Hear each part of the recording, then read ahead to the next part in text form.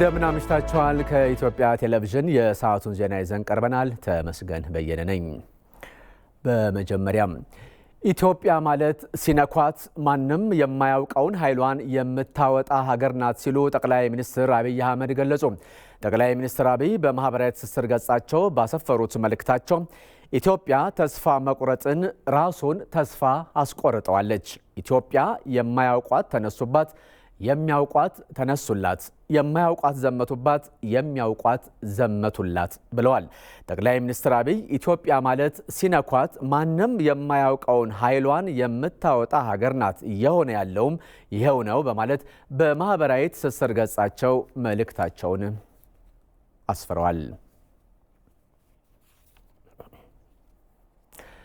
በኢትዮጵያ እየተካሄደ ያለውን የህልውና ዘመቻ የዓለም አቀፉ ማህበረሰብ እውነቱን እንዲረዳ ዲያስፖራው ማህበረሰብ እያደረገ ያለውን ጥረት መንግስት ማድነቁን የመንግስት ኮሚኒኬሽን አገልግሎት አስታወቀ። በሀገራችን እየተካሄደ ባለው የህልውና ዘመቻ በተለያየ መልኩ እየተሳተፈ ከሚገኘው ዜጋ ባሻገር በመላው ዓለም የሚገኙ ዲያስፖራ ኢትዮጵያንና የኢትዮጵያ ወዳጆች ዓለም እውነቱን እንዲረዳ ድምፃቸውን በማሰማት ታላቅ ገድልን እየፈጸሙ በሀገር ውስጥ ላለውም ዜጋ ትልቅ አቅም መሆናቸውን የመንግስት ኮሚኒኬሽን አገልግሎት ጠቁሟል። አንዳች የጸጥታ ችግር በሌለባት አዲስ አበባ ተቀምጠው ዜጎቻቸው እንዲወጡ የሚወተውቱ ሀገራትና ተቋማትን ግልጽ ዓላማ ዓለም እንዲረዳ ለማድረግ የኢትዮጵያ ሀብት ዜጎቿ በመሆናቸው ይህንንም ለዓለም ለማሳየት በመጪው ወር ለሚከበረው የገና በዓል ወደ ሀገራቸው መጥተው ውሸትን የሚያናፍሱት መገናኛ ብዙሃንና ሀገራትን ዓላማ ግልጽ ለማድረግና የተጎዱ አካባቢዎችን ለመርዳት እየተዘጋጁ መሆኑን የአገልግሎቱ መረጃ ያመለክታል። ይህ ንቅናቄ ዘ ግሬት ኢትዮጵያን ሆም ካሚንግ በሚል በራሱ በዲያስፖራ የተጀመረ ንቅናቄ መሆኑ የተገለጸ ሲሆን ጉዳዩ እንደ ሀገር ትልቅ ዋጋ የሚሰጠው በመሆኑ መንግስትም ይህንን ንቅናቄ በመውሰድ አስፈላጊ ዝግጅቶችን እያደረገ ይገኛል ብሏል። አገልግሎቱ የተለያዩ ተቋማት እንደየሚመለከታቸው ዘርፍ የዲያስፖራ ማህበረሰቡን ለማስተናገድ የሚያስችሉ ሁኔታዎችን እያመቻቹ መሆኑም ተገልጿል። በግንባር ለኢትዮጵያ ያለውና የሚዋደቀው እንደዚሁም ደግሞ በደጀን ድጋፍ እያደረገ የሚገኘው ዜጋ በአገልግሎት መረጃ በዲፕሎማሲና በሌሎችም ዜጎቿ በሚችሉት ሁሉ ለኢትዮጵያ ህልውና መሳተፋቸውንና ዲያስፖራውም የዚህ ታላቅ ታሪክ አካል እንዲሆን መንግስት ጥሪ ማቅረቡም ተገልጿል። መጪው ወር ብዙ የዲያስፖራ ማህበረሰብ ከስራ ፈቃድ ሊያገኝ የሚችልበት ልጆችም ከትምህርት ረፍት ላይ የሚሆኑበት መሆኑን ከግምት በማስገባት ነው ወቅቱ ተመራጭ የሆነው ተብሏል። ሁሉም በተሰለፈበት ግንባር ለኢትዮጵያ ህልውና የሚያበረክተውን አስተዋጽኦ እንዲቀጥል መንግስት ጥሪ ማቅረቡን ከመንግስት ኮሚኒኬሽን አገልግሎት የተገኘው መረጃ ያመለክታል።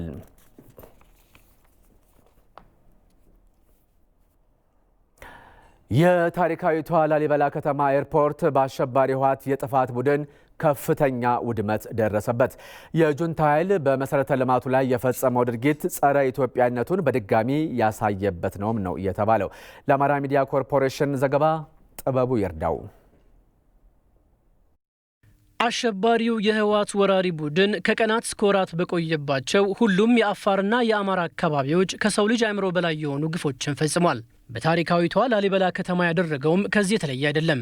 የከተማዋን አውሮፕላን ማረፊያ በዚህ መልኩ ከአገልግሎት ውጭ ያደረገው አሸባሪ ቡድኑ የመላው ኢትዮጵያዊ ቁጥር አንድ ጠላት መሆኑን በድጋሚ ማረጋገጡን የጋሽና ግንባር ኮማንድ ፖስት አስተባባሪ አቶ ሲሳይ ዳምጤ ተናግረዋል። በላሊበላ ዓለም አቀፍ አውሮፕላን ማረፊያ ስንገኝ ደግሞ ይሄ ጠላት ጁንታው በዚህ አየር መንገድ ላይ ምን ያህል አሰቃቂ በሆነ መንገድ ጥፋት እንዳጠፋ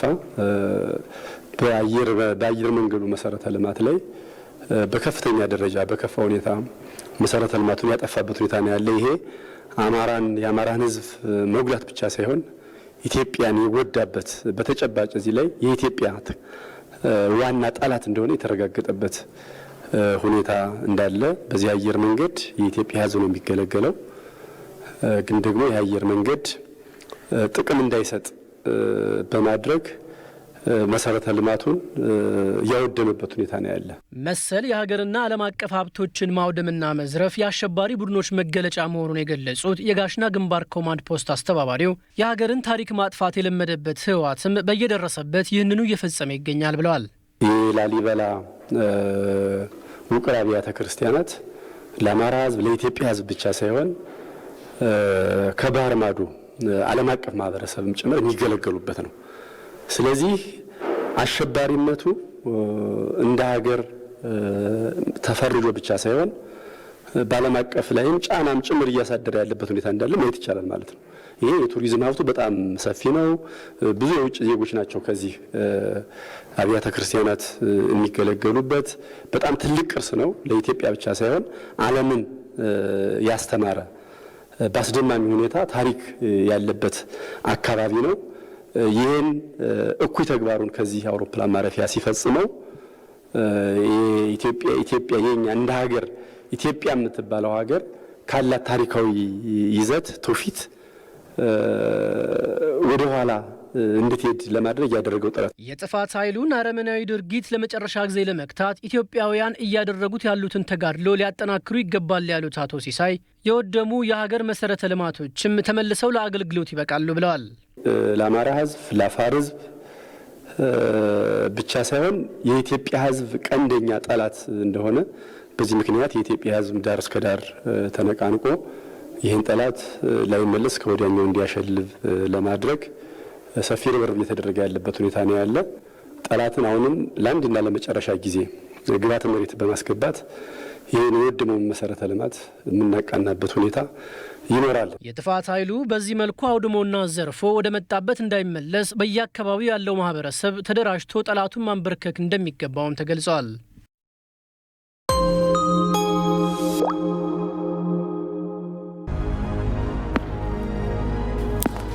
እነዚህ ታታሪ ሰራተኞች ኢትዮጵያ ንግድ ባንክ ሁሌም የሚተማመኑበት ባንክ።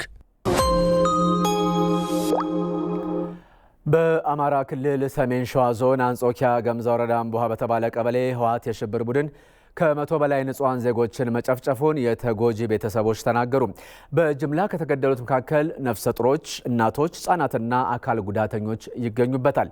ሰለሞን ጸጋዬ ከምስራቅ አማራ ግንባር ዝርዝሩን ልኮልናል። አሁን የሚገኘው በሰሜን ሸዋ ዞን አንጾኪያ ገምዛ ወረዳ አምቦሃ ቀበሌ ነው። በዚህ ቀበሌ እየደረሰበት ያለውን ወታደራዊ እርምጃ መቋቋም ተስኖት በመሸሽ ላይ የነበረው ተረፈ ጁንታ በርካታ ንጹሃን ዜጎችን በጅምላ ገድሏል። በጅምላ ከጨፈጨፋቸው ንጹሃን ዜጎች መካከል ነፍሰ ጡር እናቶች፣ ሴቶች፣ ህጻናት፣ አረጋውያንና አካል ጉዳተኞች ይገኙበታል። ይህ የጅምላ መቃብር ነው። በዚህ የጅምላ መቃብር 51 ንጹሃን ዜጎች ተቀብረዋል።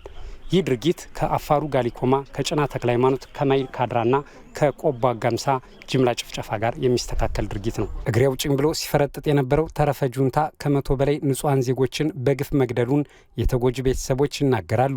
አልጋ ላይ የተኙ አባዋራና አማዋራዎች በሽተኞችን፣ ሴት ህጻናቶችን፣ እናቶችን እንግዲህ ተዋጊ ያልኳችሁ ከ20 እስከ 30 የማይሞት ወንድ ልጅ ግንባር ቀደም የሆኑ ጀግና ልጆች ሞተውብናል። ሌላው ግን 100 የደረሰው የጅምላ ቀብር ከክርስቲያንም ከሙስሊምም ሲል መንደር ላይ የተከሰተ ችግር ነው። መንደር ላይ የተፈጸመ አጸፋ ነውና ይሄ አጸያፊ ዘግናኝ ሆነ ከማይካድራ እኔ ይሄን የጅምላ ቀብር በህይወቴ የማይካድራን የጭናን የጉራ ፈርዳን በሞባይል በቴሌቪዥን ነበር ሳየ ነበረው። በአጋጣሚ እለት ሐሙስ ዕለት በህዳር 23 2014 ያው እዚህ የቆምንበት ላይ 51 አካባቢ የሚደርሱ ወንዶች በስተጀርባ ያለው መቃብር ላይ አንዱ ላይ 8 አንዱ ላይ 9 አንዱ ላይ 8 እያደረግን ጅብ ከሚበላቸው ብለን አዳር ሬሳ ሰብስበን እና 6 ሴቶችን ጨምረን በዛ ዕለት የቀብር ስነ ስርዓት አድርገናል። ህፃን ልጅ የ18 ዓመት የ10 ዓመት ልጅ አይነ በሽተኛ አይነ ስውር መሄድ ማችል ተመርታ የምትወጣውን ቤት ውስጥ እንደገና ደግሞ የአይምሮ ዘገምተኞች በሽተኞች የአይምሮ ዘገምተኞች መንቀሳቀስ የማይችሉ በረሃዘ ይሄ እግራቸው የሆኑ ሰዎችን ቤት እየገቡ እነኛን ሰው ያረዷቸው። እመጫት ወልዳ ቤት የተኛችውን እያጠባች መሸሽ ማችል ማለት ነው። ገና 15 ቀን ምናምን የሚሆናትን እዛ ውስጥ እየገቡ እነኝህን ግርዶሽ እየገለጡ ገደሏቸው። ንጹሃኑን ዜጋ መራመድ የማይችለውን መሳሪያ በእጁ ይዞ የማያውቀውን እንደዚህ እንደ ሽማግሌ እንደካማው እንደዚህ አይነቱን እቤት ገብተው ያረዱት። ያው ሬሳው እንደምታዩት አሁንም ይሄው እየጨመረ ነው። ይቺ ሴት ነች። ቤት ውስጥ ገብተው ነፍሰ ጡር ሴት ነው የመቷት። መደረግ የሌለበትን ነገር ነው አደጋ የደረሰብን። እዚህ ቆምንበት ቦታ ላይ 51 ወንድ ቀብረናል። እዚህ ጋር ማለት ነው ወንድ ጥቃታቸው ምናልባት በጦር ግንባር ብቻ አይደለም የተፋለሙን። ብዙ ማየት እንችላለን። እየዞሩ በጣም በርካታ ሰዎች አርደዋል፣ ቤታቸው ገብተው ማለት ነው። ሴት አንዷን ተነ ልጇ እሷ አልሞተችም፣ ልጇን አርደዋል። 2 አባትና ልጅን 4 ማለት ነው በድምሩ ሰይድ መሐመድን ተነ ልጁ ማን ነው የመሐመድ ሰይድ ልጆች 2ቱን ወንድማማቾች አርደዋል። ሌሎች በርካታ አቅመ ደካሞችን ቤት እየገቡ አርደዋል። ያው ተዛ በኋላ አሁንም ትናንትናም ስንቀብር ነው ያልነው፣ ዛሬም ሞት አለ። አሁን መጣ እያሉ ነው ሬሳ ልንቀብር ነው። አሁን አካል ጉዳተኞች አሉበት። የተኙ ሰዎችን ቤት የተኙ ሰዎችን ሴቶችን ፈርታ ደንግጣ ሽፉንፉን ስትል እሷን በጥይት አእምሮ በሽተኛ የሆነን አካል ናባ ሲሉት ወይዱልኝ ምናምን ሲል እሱን በጥይት የጦሩ ኃይል ከዚህ እየጠበቅን ነበር። እዚህ እየተዋጋን ከታች መጥቶ መንደሩን ጨረቻውን አስሶ ገብቶ ዳር እስከ ዳር ውጥር አድርገው ያዙት እና ቤት ለቤት ነው አብዛኛው የታረደው ህዝባችን ማለት። የህወሓት የሽብር ቡድን በጅምላ ከገደላቸው ንጹሃን በተጨማሪ ሴቶችን ደፍሯል። ወደ አርሶ አደሩ ማሳ በመግባት ሰብላቸውን የሚችለውን ያህል ዘርፏል፣ ያልቻለውን ደግሞ አውድሟል። ለኢቲቪ ዘገባ ሰለሞን ጸጋዬ፣ ምስራቅ አማራ ግንባር።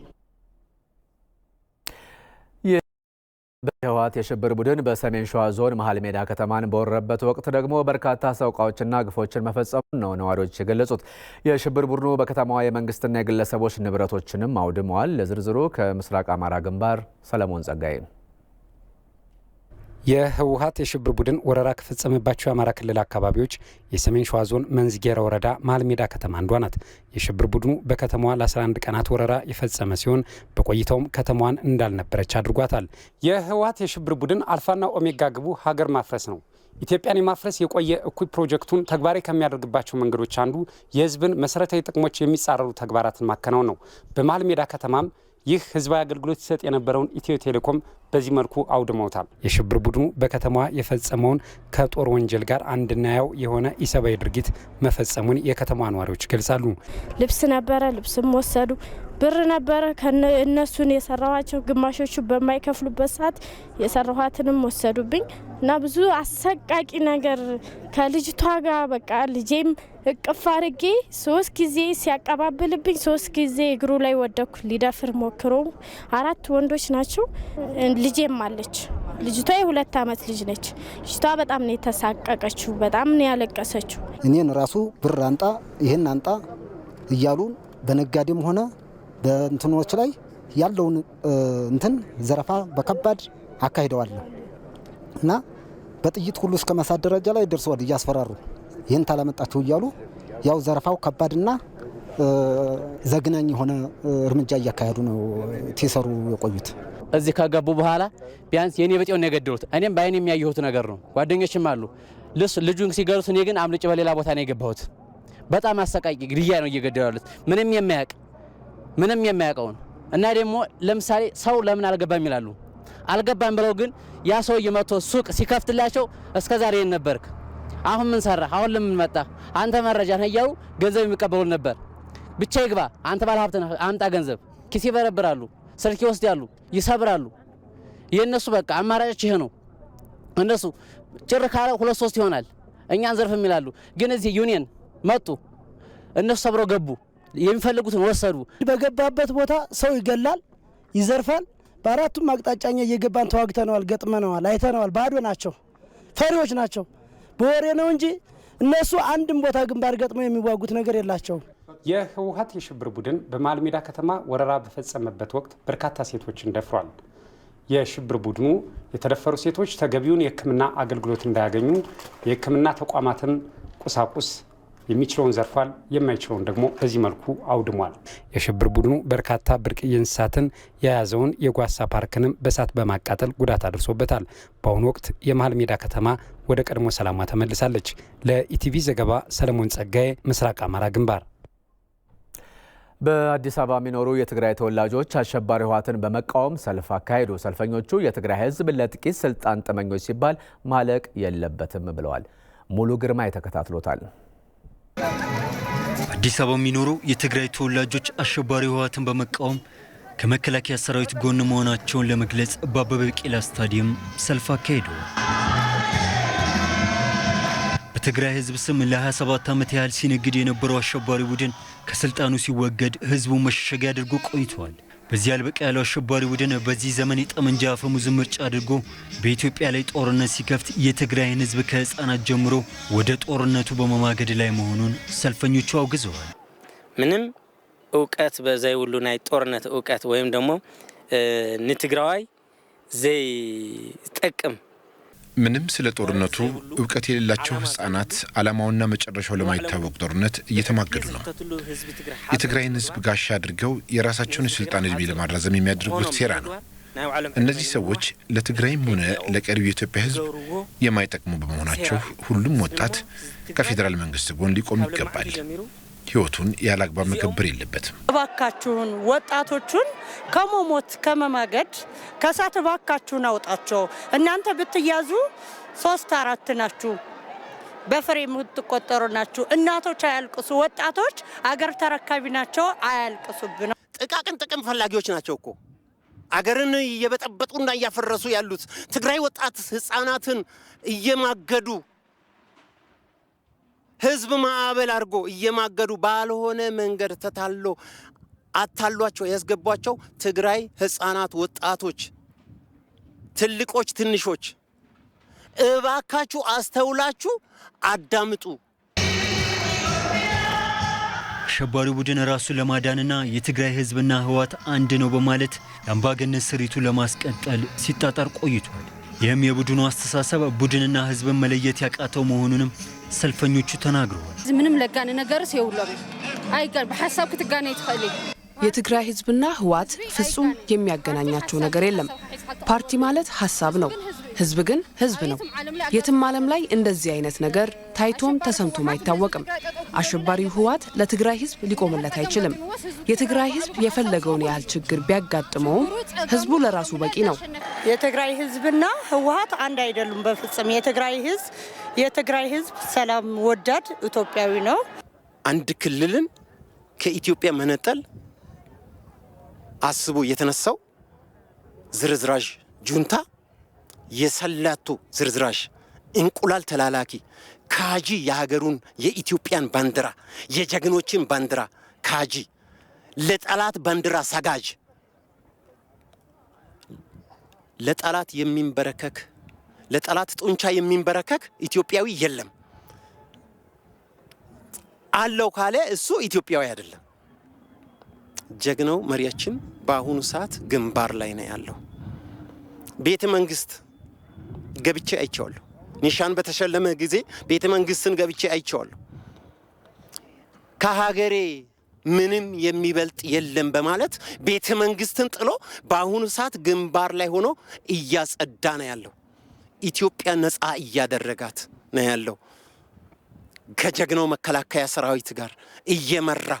አሸባሪ ቡድን ተስፋ ሁሉ ሲሟጠጥ ትግራይን ከኢትዮጵያ ለመነጠል ኢትዮጵያንም ለማፈራረስ መንቀሳቀሱን የተናገሩት በምክትል ከንቲባ ማዕረግ የአዲስ አበባ ቤቶች ልማትና አስተዳደር ቢሮ ኃላፊ ያስሚን ወሃቢ አሸባሪ ቡድን በህዝብ መካከል ልዩነትን ሲፈጥር ቆይቷል ብለዋል። ይህ ቡድን ባደረሰው እና ያደረሰ ባለው መጠነ ሰፊ ጥፋት ተጋሮች ለዘመናት በፍቅር ተዋደው ከኖሩበት አጎራባች ክልሎች ማህበረሰብ ጋር ተስማምተው እንዳይኖሩ በተለያዩም የሀገራችን ክፍሎች ሰላማዊ ኑሯቸውን እንዳይቀጥሉ ከፍተኛ አሉታዊ ተጽዕኖ በማድረግ ችግር እየፈጠረ ይገኛል።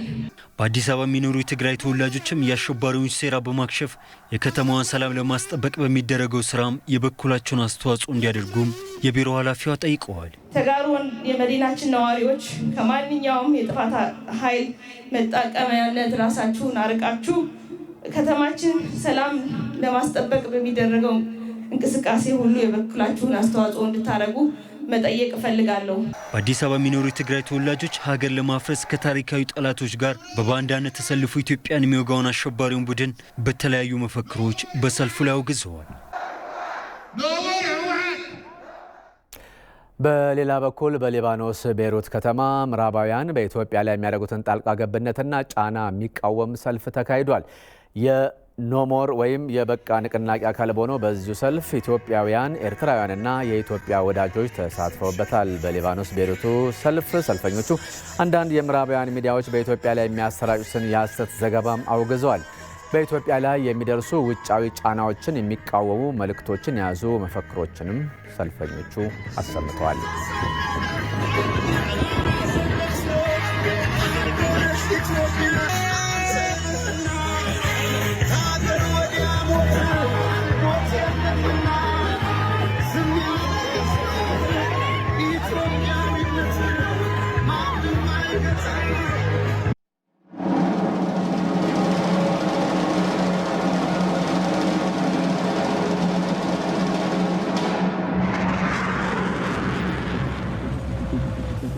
ለጠላት ያለኝ መልእክት ገብተው መልክዓ ምድሩን የማያውቁ ጦርነቱን የማያውቁ ሰዎች በውር ድንበር እያስፈጁት የትግራይ ወጣት እንደ ቅጠል እየረገፈ ነው።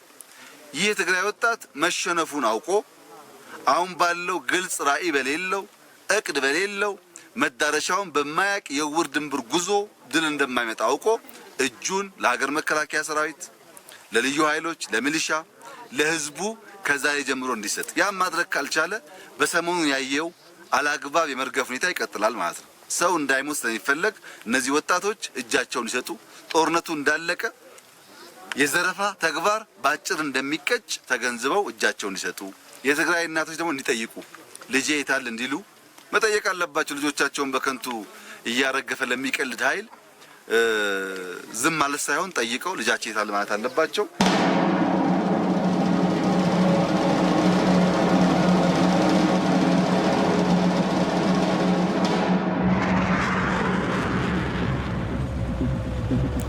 የአዲስ አበባ ከንቲባ አዳነች አቤቤ አሸባሪዎቹ ህወሓትና ሸኔ ሀገርን የማፍረስ ተልዕኮ ለማክሸፍ ቀን ከሌት ከሚደረገው ርብርብ ጎን ለጎን በአስፈጻሚ ተቋማት ተስፋ ሰጪ ተግባራት መከናወናቸውን ተናገሩ።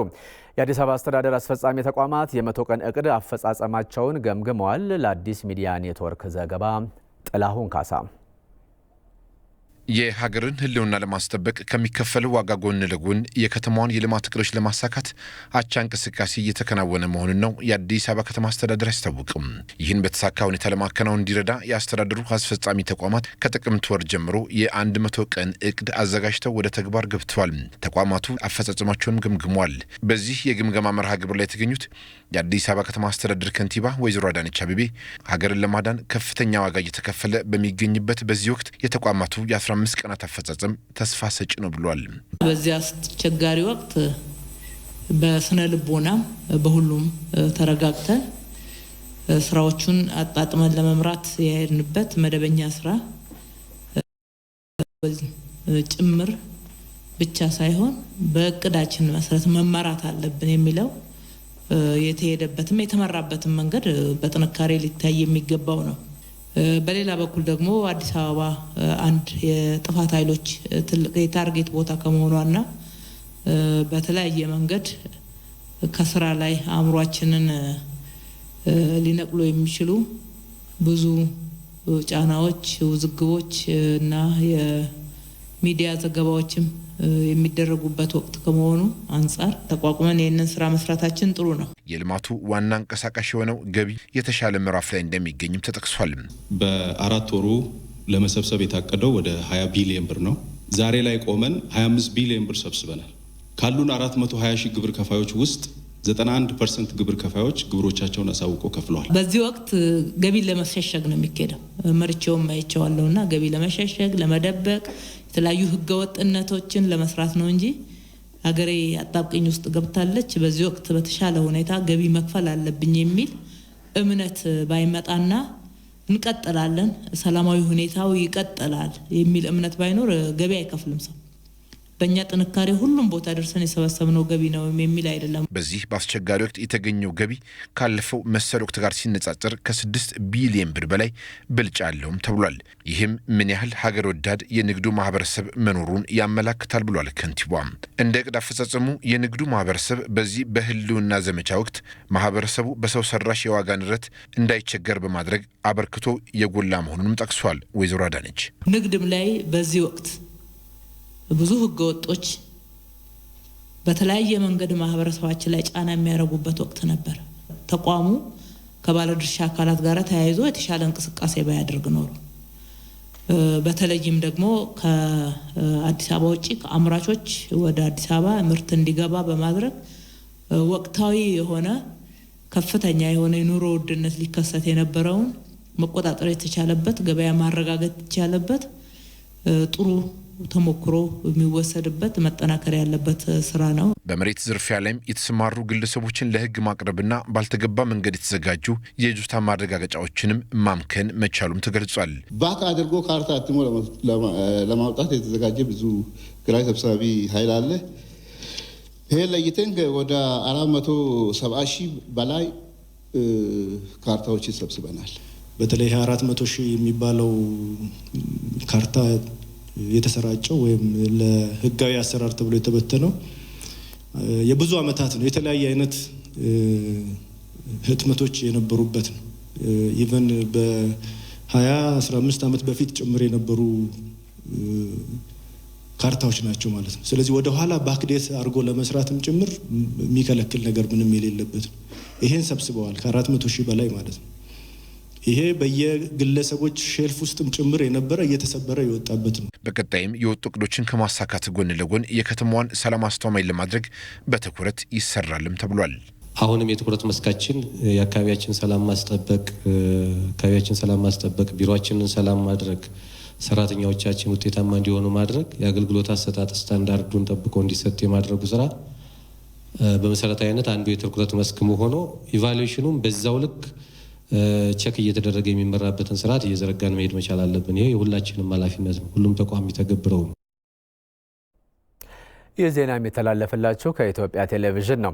በቤኒሻንጉል ጉሙዝ ክልል ካማሺ ዞን ያለውን የጸጥታ ችግር ለመፍታትና ከልማትና የመልካም አስተዳደር ተጠቃሚ ለማድረግ ህብረተሰቡ ግንባር ቀደም የሰላም ተዋናይ እንዲሆን ጥሪ ቀረበ። ጥሪውን ያቀረቡት የጠቅላይ ሚኒስትሩ የብሔራዊ ደህንነት አማካሪ ሚኒስትር ገዱ አንዳርጋቸው ከቤኒሻንጉል ጉሙዝ ክልል ከፍተኛ አመራሮች ጋር የዞኑን ማህበረሰብ ተወካዮች በወቅታዊ የጸጥታ ጉዳዮች ላይ አወያይተዋል። ጀማል አህመድ ተከታትሎታል። የጠቅላይ ሚኒስትሩ የብሔራዊ ደህንነት አማካሪ ሚኒስትር አቶ ገዱ አንዳርጋቸው በቤኒሻንጉል ጉሙዝ ክልል ካማሺ ዞን በመገኘት በዞኑ ከ3 ዓመታት በላይ የዘለቀውን የጸጥታ ችግር ለመፍታት በሚያስችሉ ጉዳዮች ላይ ከዞኑ ማህበረሰብ ጋር ተወያይተዋል። በውይይቱ የተሳተፉት የካማሺ ዞን ማህበረሰብ ተወካዮች በአካባቢው ለዜጎች ሞት፣ መፈናቀልና እንግልት ምክንያት የሆኑ የሽብር ቡድን ተላላኪዎች ላይ እርምጃ ሊወሰድ ይገባል ብለዋል። መንግስት መወሰድ ያለበት አክሽን አልተወሰደም። ለዚህ ምክንያት ነው ህዝባችን፣ ተማሪዎቻችን፣ የተማሪ ኃይል ባለሙያዎቻችን ያለቁ። መንግስት እንቀጥል፣ አሁንም እንቀጥል፣ ማለማመጥ እንቀጥል ቢል ራሱ ከመንግስት ጋር ማጣላት ነው መሆኑ። ህፃናት ተገለዋል፣ እናቶች ተገለዋል። እናት ምጥ ላይ ተቀምጣ ተገላለች። ይሄ አረመኔው ጁንታ ውክልና ሰጧቸው። እነዚህ ወጣቶች እንታገላለን ብለው የተነሱት ለጉምዝ ማህበረሰብ ነው። የጉምዝን እናት እየገደሉ የጉምዝን ህፃናት እየጨፈጨፉ የትኛዋን ጉምዝ ነፃ እንደሚያወጡ ለሁላችን ጥያቄ ነው። እኔ አሁን ከምናየው ጉምዝ ሌላ ጉምዝ አለ ወይ ብለን እስከምናስብ ድረስ ነው። በዞናችን በሴቶችና በህፃናት ላይ እንዲሁም በአጠቃላይ በህብረተሰቡ ላይ በርካታ ጥቃቶች ደርሶብናል። የክልልም ሆነ የፌዴራል መንግስት የአሸባሪውን ተላላኪዎች በማጥፋት ሊታደገን ይገባል። የጠቅላይ ሚኒስትሩ የብሔራዊ ደህንነት አማካሪ ሚኒስትር አቶ ገዱ አንዳርጋቸው የዞኑን ሰላም ወደ ነበረበት ለመመለስ ህብረተሰቡ የራሱን አስተዋጽኦ ሊያበረክት ይገባል ብለዋል። ካማሺ ዞን የስቃይ መሬት መሆን የለበትም የሚል አቋም ሁሉም ከያዘ ስቃውን ማስቆም ብቻ ሳይሆን ዳግም እንዳይነሳ አድርጎ መቋጨት ይቻላል የሚል እምነት ነው ያለ። ዳግም እንዳይነሳ አድርጎ እዚህ ውስጥ ቤተሰቦቻችሁ ይሸፈቷል። ልጆቻችሁ፣ ወንድሞቻችሁ፣ እህቶቻችሁ፣ ዘመዳችሁ፣ በጎረቤት የምታውቁ ሰው ይሸፈታል። አያዋጣም፣ ይበቃል፣ የእስካሁኑ ይበቃል። እናንተም አትኖሩም። ሰውን እያጠፋችሁ ረጅም ጊዜ መኖር አትችሉም። የሚሻለው በሰላም እጃችሁን መስጠት ነው ብላችሁ ነገሯቸው። የቤኒሻንጉል ጉሙዝ ክልል ርዕሰ መስተዳድር አቶ አሻድሊ ሐሰን ከጉሙዝ ማህበረሰብ ተወልደው ዞኑን የሽብር ቀጠና ለማድረግ እየሰሩ ያሉትን የህወሓት ተላላኪ ሽፍቶች ማጋለጥ እንደሚገባና ማህበረሰቡም ሰላሙን ለመመለስ ሊተባበር እንደሚገባ አሳስበዋል። ጸጥታ ኃይል ቢጨምር፣ መሳሪያ ቢያመጣ የእናንተ ትብብርና የህዝቡ ትብብር ከሌለበት የከማሽ ሰላም ሊመጣ አይችልም። ንግግር ብቻ ይሆናል፣ መፎክር ብቻ ይሆናል። እናንተ ግን ከልባችሁ መተባበር አለባችሁ።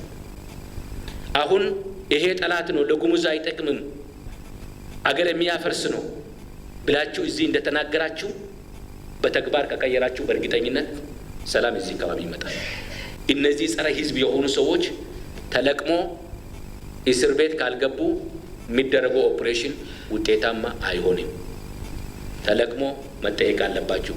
አብዛኛው ንጹህ የሆነ የጉሙዝ ማህበረሰብ መታደግ አለብን። የዞኑን የቀደመ ሰላም በመመለስና ተላላኪ ሽፍቶችን በመደምሰስ የዜጎችን ተጠቃሚነት ለማጠናከር ህብረተሰቡ ግንባር ቀደም ተሳታፊ ሊሆን እንደሚገባ ጥሪ ቀርቧል።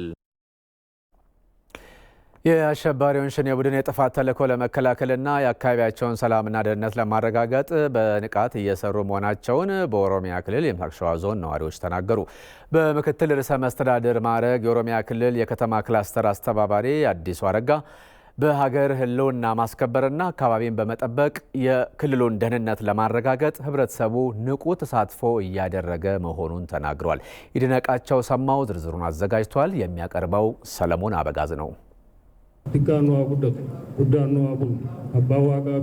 በኦሮሚያ ክልል የሰሜን ሸዋ ዞን ነዋሪዎች ያካሄዱት የሰላምና የልማት ኮንፈረንስ በወቅታዊ ሀገራዊ ጉዳይ በሆኑት የህልውና ዘመቻናም በልማት ስራዎች ላይ ያተኮረ ነው። የዞኑ ነዋሪዎች የህልውና ዘመቻው ላይ ተሳትፏቸውን በማከናወን አጋርነታቸውን እየገለጹ መሆኑን የዞኑ ዋና አስተዳዳሪም አቶ አብርሃም ጋዲሳ ተናግሯል። የአሸባሪው ሸኔ እኩይ ተግባራትን ለመከላከል ከህብረተሰቡ ጋር እየተሰራ መሆኑን የገለጹት ዋና አስተዳዳሪው በቀጣይም የተጠናከረ ስራም ይሰራል ብለዋል። ኦነግ ሸኔ ተብለን የምንጠራው የጁንታው ተላላኪ የባንዳ ተላላኪ በአካባቢ ቋንቋ እየተናገረ ህዝብን የሚያፈናቅል፣ ትምህርት ቤትን የሚያቃጥል፣ ጤና ጣቢያን የሚዘርፍ፣ ህዝብን የሚያዋርድ፣ የህዝብን ባህልና ምንም አይነት ይሉንታ የማይሰማው ያንን አርመናዊ የሆኑ ቡድን የመደምሰስና ወደ ህጋዊ የማምጣትን አንድ አቋም ላይ መድረስ። የዞኑ ነዋሪዎች በበኩላቸው ከህልውና ዘመቻው ተሳትፎ ጎን ለጎን የአሸባሪውን ሸኔን የጥፋት ተልዕኮን ለመቀልበስ በተደራጀ መንገድ እየተሰራ ነው ብለዋል። በጋቻና ሲርና የሚባል አለ፣ የጋሻ አደረጃጀት የሚባል አለ። ህብረተሰቡን በዛ እንትን በቀበሌ ደረጃም እየተወረደ በግሩፕ እንትን እያለን ራስን የመከላከል እንትን እየተደረገ ነው። አካባቢውን የመጠበቅ ሁኔታ እየተደረገ ነው፣ በየቀበሌው ወርዶ ማለት ነው። በአባ ገዳ ስርዓት ተረጉሞ የሚወሰደው እርምጃ ተወስዶበት ወደ ሀገሩ ወደ ቤተሰቦቹ ተደርጎ ቤተሰቦቹ በሰላም እንዲገቡ ወይም በሰላም እጃቸውን እንዲሰጡ ማስደረግ። ይህን የማያደርጉ ከሆነ የኢትዮጵያ ህዝብ ለአንድና ለመጨረሻ እርምጃ የሚወሰዱበት ስርዓት ነው የሚለው ሸኔ እነሱንም የኦሮሞ ህዝብ መታገል ግድ ይላል ማለት ነው። ግድ ይላል ብቻ ሳይሆን ሳንወድ ግዴታ ነው። በኦሮሚያ ክልል በምክትል ርዕሰ መስተዳድር ማዕረግ የከተማ ክላስተር አስተባባሪው አቶ አዲሱ አረጋ በበኩላቸውም ኮንፈረንሱ ስኬታማ ውይይት የተደረገበት መሆኑን ገልጿል። ህዝቡ ማለት ነው ከእናቶች ጀምሮ አባገዳዎች፣ የሀገር ሽማግሌዎች፣ ወጣቶች፣ ሴቶች በሙሉ በአንድ ቋንቋ ነው ሲናገሩ የነበሩት። ኢትዮጵያ አሁን የውስጥና የውጭ ጠላቶች በአንድ ተደራጅተው ሀገራችንን የማፍረስ ተልዕኮ ይዞ እየተንቀሳቀሱ መሆኑን በአግባቡ የተገነዘቡበት፣ ያንን መገንዘብ ብቻ ሳይሆን ደግሞ ይሄን ከመመከት አኳያ የራሳቸውን ድርሻ የወሰዱበት ማለት ነው። አካባቢያቸውን በተለይ በዞኑ በሚገኙ በተወሰኑ ቀበሌዎች ሸኔ በትጥቅ የመንቀሳቀስ ሁኔታ አለ። ህብረተሰቡን ከመደበኛ ኑሮ የማፈናቀል፣ ትምህርት ቤቶችን የማዘጋት፣ የተለያዩ ማህበራዊ አገልግሎቶች እንዲስተጓጎሉ የማድረግ እንቅስቃሴ አለ። ስለዚህ የሸኔና የቲፒኤልኤፍ ጁንታ ጠላትነት ላይ ግልጽ የሆነ አቋም ይዘው እነሱን ለመመከት ከዶሮ ጀምሮ እስከ ህይወታቸው ድረስ መስዋዕትነት ለመክፈል ከጀግናው የመከላከያ ሰራዊታችን ከኦሮሚያ ፖሊስና ከሌሎች የጸጥታ አካላት ጋር ለመሰለፍ ያላቸውን ቁርጠኝነት በግልጽ ያሳዩበት ነው። በኮንፈረንሱም ከዞኑና ከአካባቢው የተለያዩ ወረዳዎች የተውጣጡ ነዋሪዎች ተሳታፊ ነበሩ። ለሀገር ህልውና እስከ ህይወት መስዋዕትነት ድረስ የድርሻችንን እንወጣለን ሲሉ አስተያየታቸውን ለኢቲቪ የሰጡ አካል ጉዳተኞች ተናገሩ። ዓለም አቀፍ የአካል ጉዳተኞች ቀን በኢትዮጵያ ለ29ኛ ጊዜ በሶማሌ ክልል በጅግጅጋ ከተማ ተከብሯል። የተከታተለችው እስከዳር ይኩኖ አምላክ ናት። የጅጅጋ ነዋሪ የሆነው ኑር ኢብራሂም በ1992 በተደረገው የኢትዮ ኤርትራ ጦርነት የሀገሩን ዳር ድንበር ለማስጠበቅ ባደረገው ትግል አንድ እግሩን አጥቷል። ለሀገራችን ሉዓላዊነት ለሀገራችን ዳር ድንበራችን ለማስከበር ብዬ ነው እኔ አካል ጉዳተኛ የሆንኩት። ጠቅላይ ሚኒስትራችን በአሁን ጊዜ ያለን ወደ ጦር ግንባር ነው። ማንም ሳይቀር እኛም ዝግጁ ነን ለመግባትና ለማንነታችን ለማስከበር ዝግጁ ነን። ዛሬም እኔ ራሴ ተሳታፊ ነኝ። መሄድ አለብኝ ብዬ እሄዳለሁ። ዝግጁ ነኝ። በሀገራችን ለ29ኛ ጊዜ በዓለም አቀፍ ደረጃ ለ30ኛ ጊዜ የአካል ጉዳተኞችን መሪነትና ተሳትፎ በማረጋገጥ አካታች ተደራሽና ዘላቂ በድህረ ኮቪድ-19 ዓለም እንገንባ በሚል መሪ ቃል በሶማሌ ክልል ጅጅጋ ከተማ ዓለም አቀፍ የአካል ጉዳተኞች ቀን ተከብሯል። በልዩ ሁኔታ በስድስተኛው ሀገራዊ ምርጫ ለመጀመሪያ ጊዜ ትኩረት ተሰጥቶን በሁሉም ዘርፍ መሳተፍ መቻላችንን አሁን ላለው ሁኔታ ትልቅ ትርጉም አለው ይላሉ የኢትዮጵያ አካል ጉዳተኞች ማህበራት ፌዴሬሽን ዋና ዳይሬክተር አቶ አባይነህ ጉጆ። በልዩ ሁኔታ በለውጡ መንግስት ተፈቅዶልን ትኩረት ተሰጥቶ ስድስተኛው ብሔራዊና ክልላዊ ምርጫ ላይ እኛ አካል ጉዳተኞች በሁሉም ዘርፍ ማለትም በመራጭነት፣ በተመራጭነት፣ በታዛብነት ሙሉ ተሳትፏችን ተረጋግጦ አዲስ መንግስት መስከረም 24 መስርተናል። በተለይ ለአካል ጉዳተኞች የተሰጠው ትኩረት ቅድም ከክብርትም ሲሰማ ውስጤ እንደፊት ያደለ ያለቀሰ ነበር። የምንፈልገውና የምናልመው ብልጽግና ላይ ስንደርስ የአካል ጉዳተኞች አካታችና እኩልነት በተገቢው መልኩ ይረጋገጣል ይላሉ የሴቶችና ማህበራዊ ጉዳይ ሚኒስትር ዶክተር ኤርጎጌ ተስፋዬ። ሁላችንም እንደምናስተውለው አምነንና ፈቅደን በድምጻችን የመሰረትነው መንግስት በኃይል ለመናድ ኢትዮጵያን ለማፍረስ በውጭና በውስጥ አፍራሽ ኃይሎች ጥምር በተጠነሰሰ ሴራ ብዙሃን ዜጎች ከህልፈተ ህይወት ባሻገር በርካቶች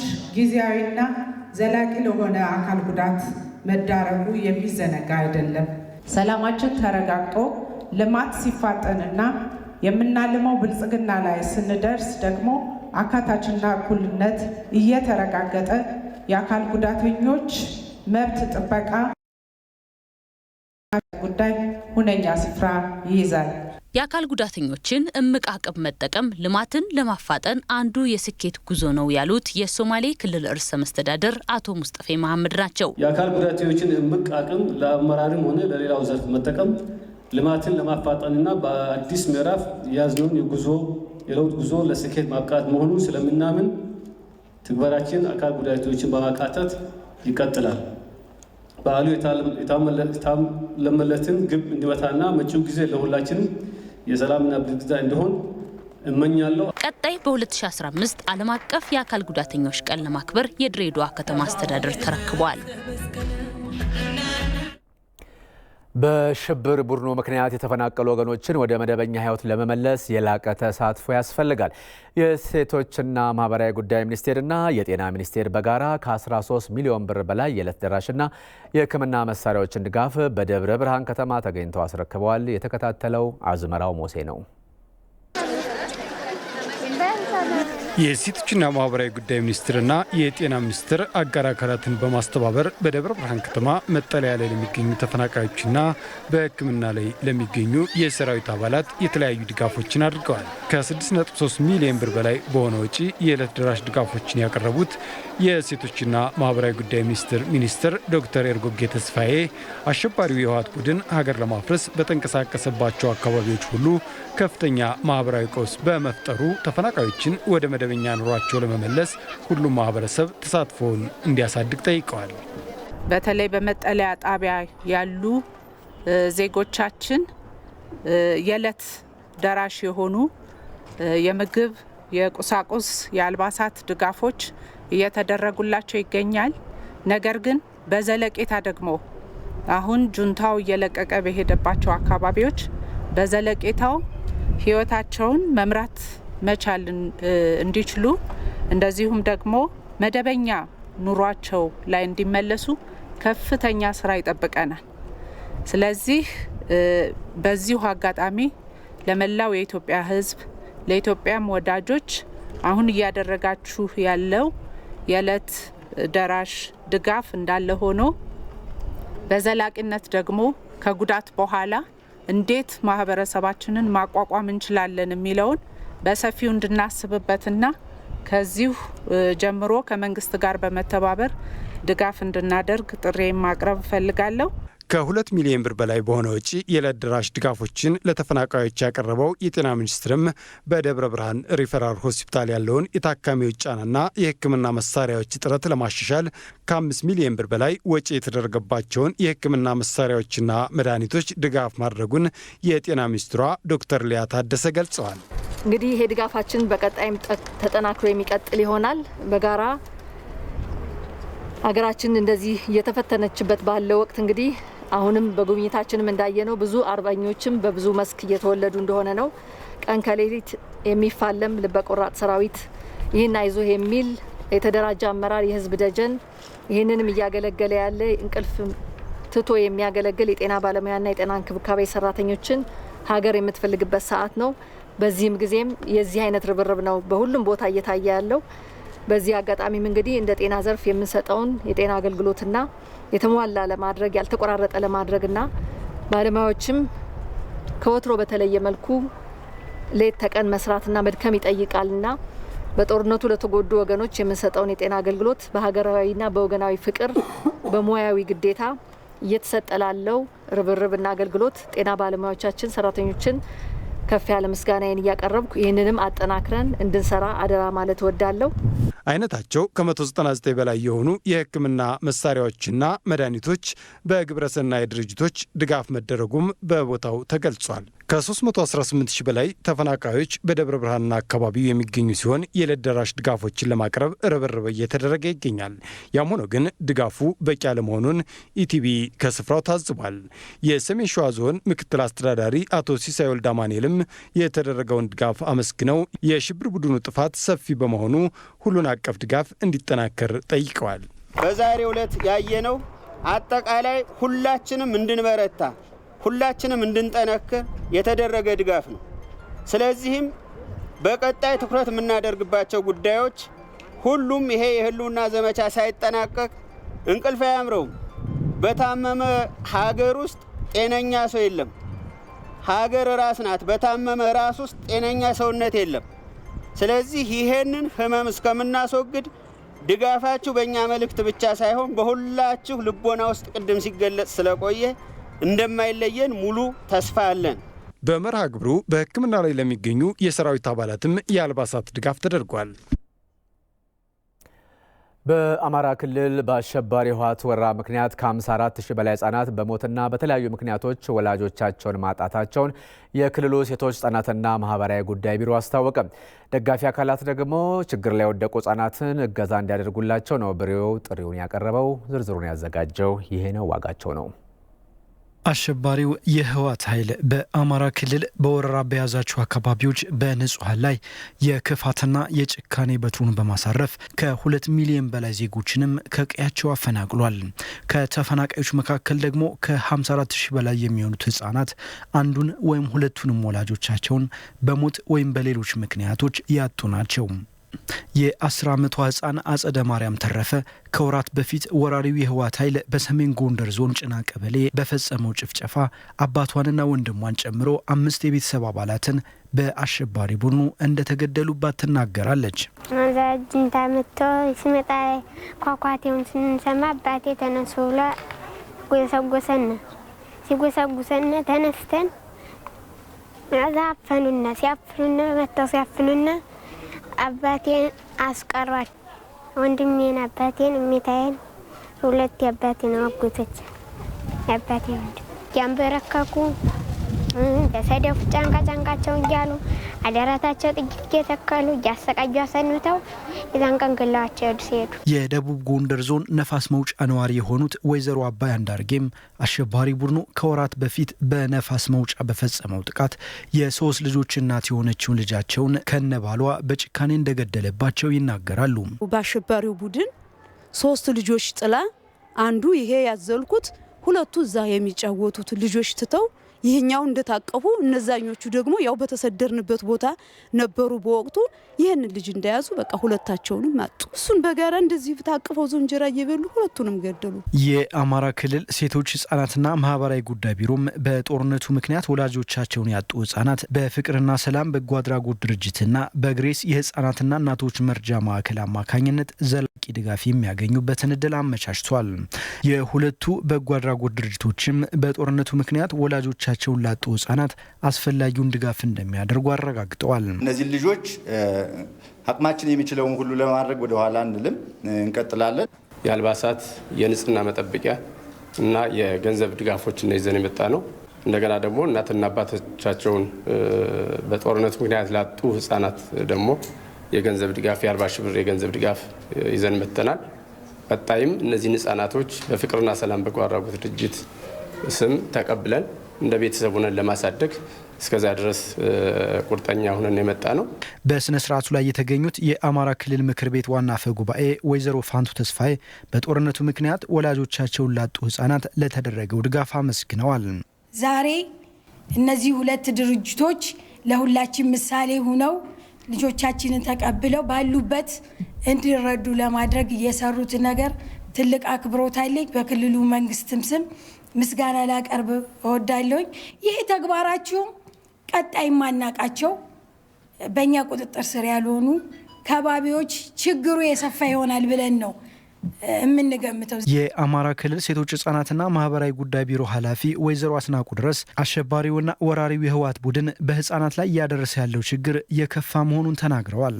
ከተፈናቃዮች ውስጥ ከ54354 ህጻናት ወላጆቻቸውን በተለያየ ምክንያት ያጡና የተለዩ 4917 በላይ የሚሆኑ ነፍሰ ጡር ሴቶች ከ10334 በላይ የሚሆኑ አጥቢ እናቶች ከ7393 በላይ የሚሆኑ አረጋውያንና ከ2023 በላይ የሚሆኑ አካል ጉዳተኞች በአስቸጋሪ ሁኔታ ላይ የሚገኙና አስቸኳይ ድጋፍ የሚፈልጉ ናቸው። ከዚህም በላይ ጦርነቱ በርካታ እናቶች ያለማንም እርዳታ ህጻናትን በዱር በገደል እንዲወልዱ አስገድዷል። በአሸባሪው የህወሓት ኃይል ወረራ ምክንያት በህጻናትና ሴቶች ላይ እየደረሰ ያለውን ችግር ለመቀነስ ሌሎች ደጋፊ አካላትም እንዲረባረቡ ጥሪ ቀርቧል። ለኢቲቪ ይህነው ዋጋቸው ከባህር ዳር። በሌላ በኩል በአማራ ክልል ለህልውና ዘመቻው ከ1.8 ቢሊዮን ብር በላይ መሰብሰብ መቻሉን የክልሉ ድጋፍ አሰባሳቢ ኮሚቴ አስታውቋል። የክልሉ የጥሬ ገንዘብ ድጋፍ አሰባሳቢ ኮሚቴ ሰብሳቢ አቶ አማርሴ ስንቅና የድጋፍ አሰባሰቡን አስመልክቶ በሰጡት መግለጫ ሰራተኞች፣ ነጋዴዎች፣ ባለሀብቶች፣ ከፍተኛ ትምህርት ተቋማት፣ በውጭ ሀገር የሚኖሩ ኢትዮጵያውያንና ሌሎች የህብረተሰብ ክፍሎች እያደረጉት ያለው ድጋፍ የሚበረታታ ነው። በአሸባሪ ቡድኑ ህወሓት ወረራ ምክንያት የተፈናቀሉ ዜጎችን ለመደገፍና እንደዚሁም ደግሞ ያወደማቸውን መሰረተ ልማቶችና ማህበራዊ አገልግሎት መስጫ ተቋማትን መልሶ ለመገንባት ከፍተኛ ወጪ የሚጠይቅ በመሆኑ የተነሳ ህብረተሰቡ ድጋፉን አጠናክሮ እንዲቀጥል ጠይቀዋል። ህብረተሰቡ፣ ባለሀብቶች፣ ምሁራን፣ የፖለቲካ ፓርቲዎች፣ ከክልል ውጭ ያሉ ነዋሪዎች፣ በአዲስ አበባ ዲያስፖራ፣ ሁሉም የክልሉ ትልቅ ባለሀብቶች በጣም ታሪካዊ ኃላፊነታቸው እየተወጡ ነው። ለዚህ ላደረጉት በክልሉ መንግስት ከፍተኛ ምስጋና አለው። ነገር ግን እነዚህ እንደተጠበቁ ሆኖ አሁን ህብረተሰቡ አጠናክሮ መቀጠል አለበት፣ ገንዘብ በመስጠት ማለት ነው። የሚሰጠው ገንዘብ በጣም አንዳንድ ቦታዎች የሚታየው ነገር በነጭ ወረቀት በፍጹም መሆን የለበትም። ክልሉ ያሳተመው ደረሰ ያለ ኋላም ኦዲት ይደረጋል። ኦዲት ተብሎም ለህዝቡ ይፋ ነው የምናደርገው። ሪፖርተራችን ይሄነው ዋጋቸው እንደዘገበው ህብረተሰቡ ከስንቅና ከገንዘብ ድጋፉ ባሻገር የዘማች ወገኖችን ሰብል ለመሰብሰብና የአካባቢውን ሰላም ነቅቶ በመጠበቅ አስተዋጽኦን አጠናክሮ እንዲቀጥል ነው አቶ አማረ ጥሪያቸውን ያቀረቡት። ከዞኖችና ከወረዳዎች ወደ 8161 ኩንታል የሚሆን በሶ በጥራት ተዘጋጅቷል። ከቢሮዎች ማለት በክልል ቢሮዎች ባሉ ተቋማት ከ4047 ኩንታል በላይ በአጠቃላይ ከ12000 ኩንታል በላይ በሶ ያው እንዲዘጋጅ ተደርጓል። የደረቀ ቁርሾ የደረሰ እንጀራ ማለት ነው በአድርቆ የተዘጋጀ ከ28126 ኩንታል በላይ ተሰብስቧል። ወደ 2817 በሬ፣ ወደ 7322 ፍየልና በግ መሰብሰብ ችለናል። ከዚህ በተጨማሪ ፊት ለፊት ግንባር ደጀን የሆኑ የትኩስ ምግቦች ማለት ነው እንደ እንጀራ፣ ሽሮ፣ ሌሎችም ከብቶችን እያቀረቡ በመመገብም በከፍተኛ ደረጃ ደጀን ሆኖ ህብረተሰቡ እየተነቃነቀ ነው ያለው። ይህን ማጠናከር አለበት። አርቲስት ሀመልማል አባተ በአሸባሪ ህወሓት ወረራና ጦርነት ምክንያት ለተፈናቀሉ ወገኖች የ1 ሚሊዮን ብር ድጋፍ አደረገች። አርቲስት ሀመልማል ድጋፉን ለአዲስ አበባ ከተማ አስተዳደር ማስረከቧን ነው ከኢትዮጵያ ዜና አገልግሎት ዘገባ ለመረዳት የተቻለው።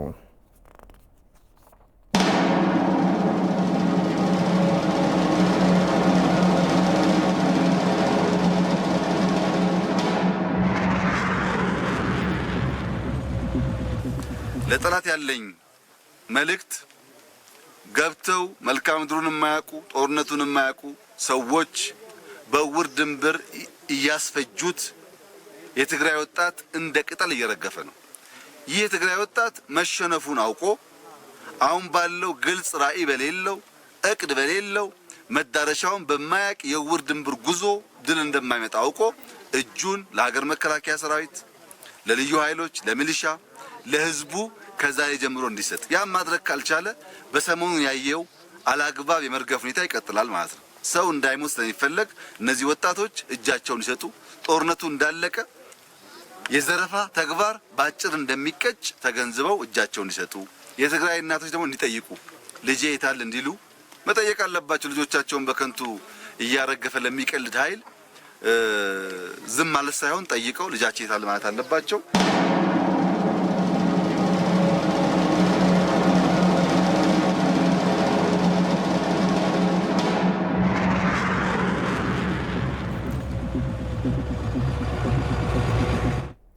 የመደወላቡ ዩኒቨርሲቲ ሴት ሰራተኞች ለመከላከያ ሰራዊት ስንቅ አዘጋጁ። ዩኒቨርሲቲው ለመከላከያ ሰራዊት ከ10 ሚሊዮን ብር በላይ በአይነት የተለያዩ ቁሳቁሶች ድጋፍ አድርጓል።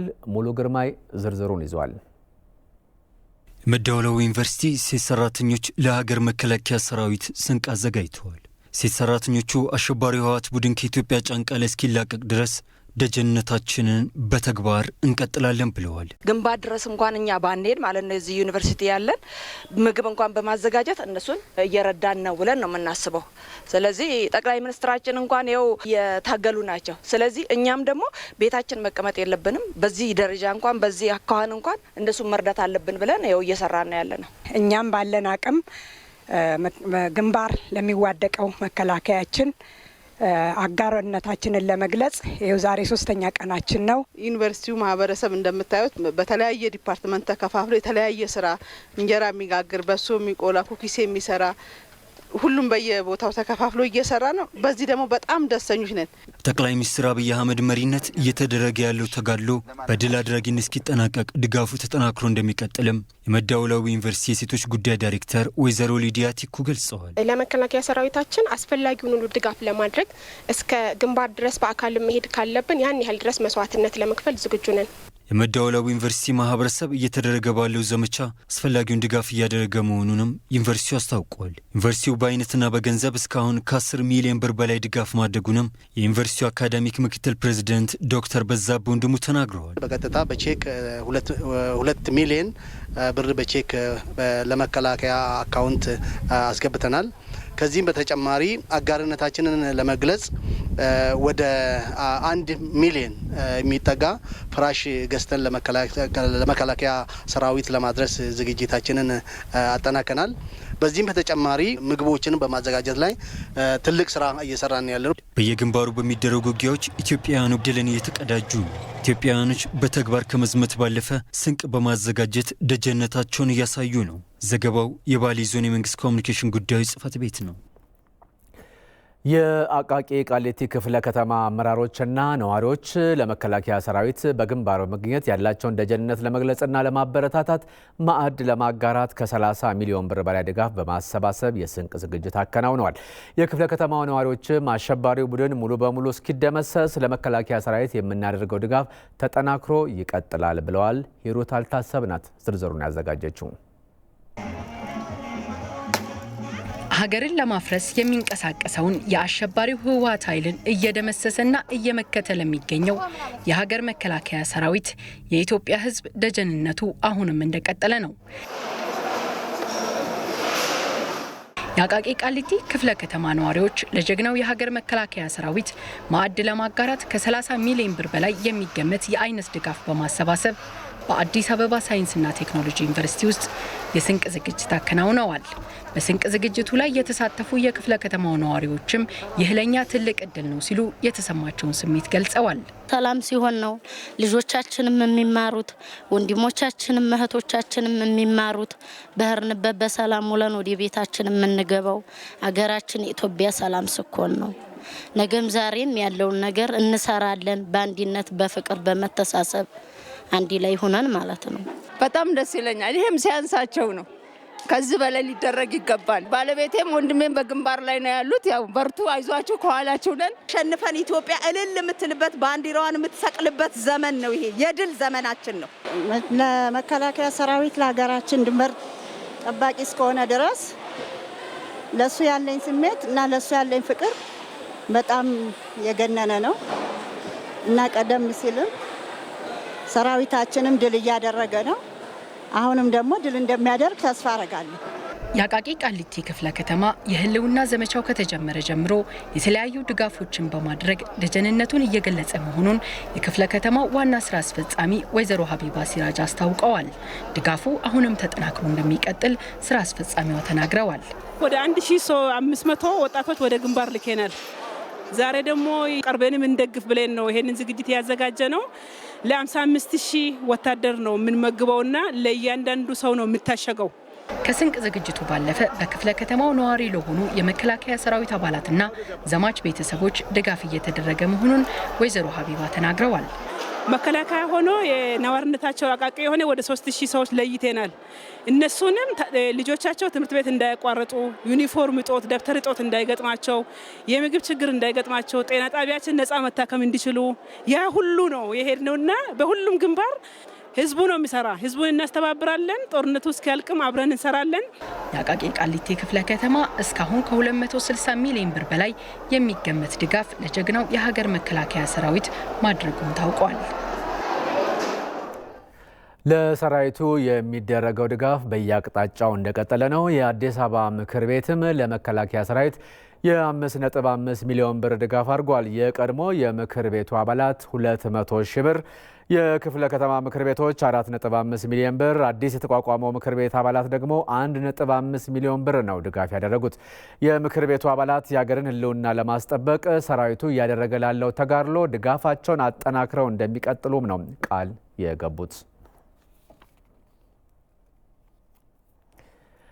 በጎንደር ከተማ አስተዳደር የሰላምና ደህንነት የህልውና ዘመቻ አስተባባሪ ኮሚቴ የተዘጋጀ የህዝባዊ ንቅናቄ መድረክ ተካሄደ።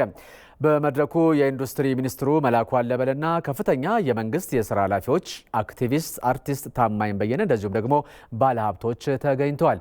የሃይማኖት አባቶች፣ የሀገር ሽማግሌዎችና የከተማዋ ነዋሪዎች በመድረኩም ታድመዋል። የጎንደር ከተማ ከንቲባ ዘውዱ ማለደ የጎንደር ከተማ ህዝብ አሸባሪና ወራሪ ቡድኑን ለመደምሰስ በልዩ ልዩ መልኩ እየተፋለመ መሆኑን ገልጸዋል። የከተማዋ ነዋሪዎች ከ114 ሚሊዮን ብር በላይ በጥሬ ገንዘብና እንደዚሁም ደግሞ 97 ሚሊዮን ብር የሚገመቱ ደረቅ ስንቅ በማዘጋጀት ለዘመቻው መሳካት አስተዋጽኦ እያደረጉ መሆናቸውን ጠቅሰዋል። በከተማዋ በተካሄደ ጥብቅ የክትትል ስራ በአንድ ወር ጊዜ ውስጥ ብቻ ከ400 በላይ ሰርጎ ገቦች መያዛቸውንም ተናግረዋል። የኢንዱስትሪ ሚኒስትሩ መላኩ አለበል የኢትዮጵያ ጉልበት አንድነት በመሆኑ አሸባሪና ወራሪ ቡድኑን እስከ መጨረሻው ለመደምሰስና የኢትዮጵያን አንድነት ለማስጠበቅ ሁላችንም በጋራና በጽናት ልንቆም ይገባል ብለዋል። አሸባሪና ወራሪ ቡድኑ ለደቡብና ሰሜን ጎንደር ወረራ በመፈጸም አማራን ለማዋረድና ኢትዮጵያንም ለመበተን አልሞ ውጊያ የከፈተ ቢሆንም ዳባትና ደብረ ታቦር ላይ ድባቅ ተመቷል ያሉት ሚኒስትሩ መላኩ አለበል አሁን ላይም በተለያዩ ግንባሮች እየተመታ ሽንፈትን እየተከናነበ መሆኑንም ተናግሯል። አሸባሪ ቡድኑን ዳግም የኢትዮጵያ ሕልውና አደጋ መሆን እስከማይችልበት ድረስ ለመቅጣት ባለሀብቶች፣ ወጣቶችና ሁሉም የህብረተሰብ ክፍል እስካሁን ሲያደርገው የነበረውን ርብርብ አጠናክሮ እንዲቀጥልም ሚኒስትሩ መላኩ አለበል ጥሪያቸውን አቅርበዋል። የአሜሪካ የውጭ ጉዳይ መምሪያ ኢትዮጵያን በተመለከተ የበለጠ ግልጽና ተጠያቂ እንዲሆን ኢትዮጵያንና አሜሪካውያን ግፊት ማድረግ እንዳለባቸው የኮሎራዶ ግዛት የሪፐብሊካን ፓርቲ ምክትል ሊቀመንበር ተናገሩ። ምክትል ሊቀመንበሯ ፕሪሲላ ራን የዓለም አቀፍ ማህበራዊ ትስስር መድረኮች ትዊተርን ጨምሮ የኢትዮጵያንን የፍትህ ድምፅ ማፈን እንደማይችሉም ነው የገለጹት። ለተጨማሪው ሽፈራው ላቀው። ፕሪሲላ ራን የኮሎራዶ ግዛት የሪፐብሊካን ፓርቲ ምክትል ሊቀመንበር ናቸው። ይህንን ስልጣን የያዙም የመጀመሪያዋ አፍሪካዊትና ኮሪያዊት አሜሪካዊ ለመሆን በቅተዋል። የአሜሪካ መንግስት በአፍሪካ ላይ ያለውን የተዛባ ፖሊሲና በኢትዮጵያ ላይ እያደረገ ያለውን ያለቅጥ የተጋነነ ግፊትና ጫና በተመለከተ ሀሳባቸውን እንዲያካፍሉን ኢቲቪ መጠይቅ አድርጎላቸው ነበር። የባይደን አስተዳደር በአፍሪካ ላይ ያለው ፖሊሲ የተሳሳተና በሰጪና ተቀባይ መርህ ላይ የተመሰረተ ስለሆነ ሀገራቸው ፖሊሲዋን መከለስ ወይም መቀየር አለባት ብለዋል። Well, some of my observations is that Africa has not been a high priority for the USA. አፍሪካ በአሜሪካ ቅድሚያ የሚሰጣት አህጉር እንዳልሆነች አይቻለው። ስለዚህ ፖሊሲያችን ቶሎ መከለስ አለበት። ከአፍሪካ ጋር ያለንን ዝምድና እንደ አዲስ ማየት ያስፈልጋል። መፍትሄው አሜሪካ አፍሪካንን ማዘዝ መሆን የለበትም። ምክንያቱም እንደዚህ ያለውን አቀራረብ የአፍሪካ መንግስታት አይቀበሉትም።